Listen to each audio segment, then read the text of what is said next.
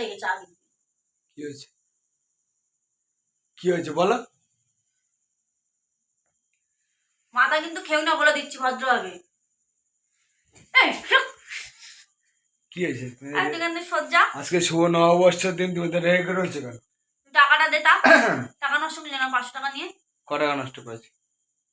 টাকা নষ্ট করেছি মানে 500 টাকা নিয়ে গেলে ওষুধের আনবো বলে মিথ্যা কথা বললা তুমি আমাকে। তা আমার ওষুধটা তো মানুষ তো আনে আগে। ক টাকা নষ্ট হয়েছে বলো?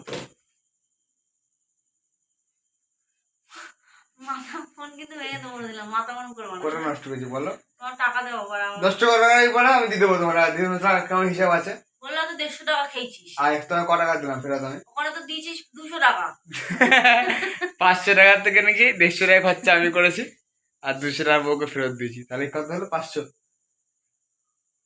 তাহলে তুই আমি তোর কাছে কত পাই বলতো? তুই যদি আমাকে 200 টাকা ফেরত দিস, হ্যাঁ, আমাকে 300 টাকা রিটার্ন দিবি। 200 টাকা ফেরত দিয়ে 300 টাকা নেবো, আর 150 টাকা খরচা আমি করেছি। 150 টাকা হচ্ছে সেটা তো আলাদা টাকা খেয়ে যাবে। দেখ কেমন লাগে। তাহলে ক টাকা দিলাম ফেরত?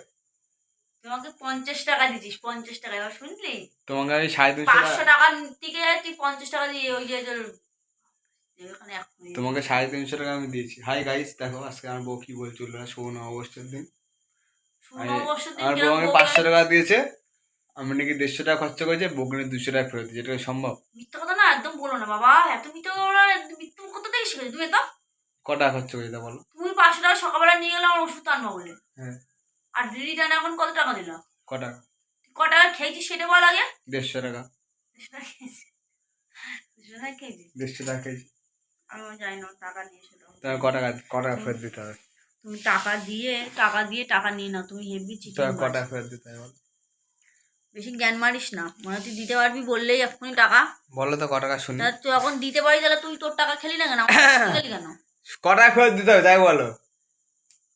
500 টাকা নিয়েছি, ক টাকা ফেরত দিতে হবে তোমাকে তাই বলো? 1000 টাকা। 500 টাকা নিলে 500 টাকা সুদ বেড়ে গেল। দে 1000 টাকা এবার। একদিনে? দেখি কিরম পারিস। একদিনে? পারবি তো না? সেটা সকালে নিয়েছি, রাতে 500 টাকা সুদ। কিসের ব্যবসা? তুই নাটকটা নামলে সুদের? মাংস তো আনতে পারলি না। পারলি? কি রান্না করে এত দিলি মাংস নিয়ে আসবো। দেখো গাইস, তোমরা যারা যারা বিয়ে করো না এখনো পর্যন্ত, তাদেরকে একটা ভালো খবর, ভালো কথা বলছি আমি। কেউ বিয়ে করেও না এরকম। বিয়ে, বিশেষ করে তো এরকম কারোর পাল্লা, এরকম ফালতু ছেলেদের পাল্লায় পড়লে বিয়ে করো না, সিঙ্গেল লাইফ ইজ বেস্ট। হ্যাঁ ঠিকই বলেছিস, একা থাকাই বেস্ট। বিয়ে করা মানে কপাল পুড়ে বিয়ে যাওয়া। করলে আর যদি এরকম বউ জুটে যায় কপালে, তার জীবন ঝান্ড। তুই আমার টাকা নিলি, আমার পয়সা খেয়ে দিয়ে এখন আমার কলেজে আমি ঝান্ড। এখান থেকে দূর হ না, কিন্তু লাত্তি মারবো। বউ কিন্তু রাগ করেনি, বউ হাসছে, তার মানে রাগ করেনি এখনো। রেগে নেই, একদম রেগে নেই। টাকা পয়সা নিয়ে এখন নাটক মারছে। তুমি রেগে আছো? টাকাটা দিবি। রেগে আছো?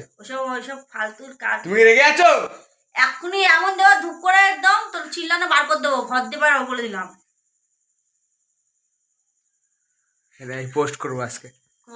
ভয় দেখাচ্ছিস না? দেখো সবাইকে, দেখো এরকম বউ হয়। আর তুই কিরম বড় হোস? ছি ছি ছি। টাকা দিয়ে টাকা নিয়ে নিস, হাতে এরম করে ছোঁয়াস আর করে পট করে চুরি করে নিয়ে চলে যাস। ছি ছি ছি। এটা হাম পেয়ে দাও তো আমাকে, গালে দেবো। টাকাটা নিয়ে যাও, তো খাতি করতে হবে না আসলে। এটা আমার বউ, সবাই দেখো গাইস, আমার একমাত্র বউ। লোকে বলে তুমি 10টা না 5টা না, একটা মাত্র বউ।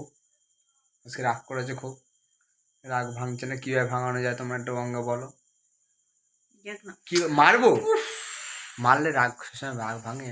বাচ্চা মানুষ, ব্যথা গালে ফালে মারলে লাগবে, একটুখানি গাল।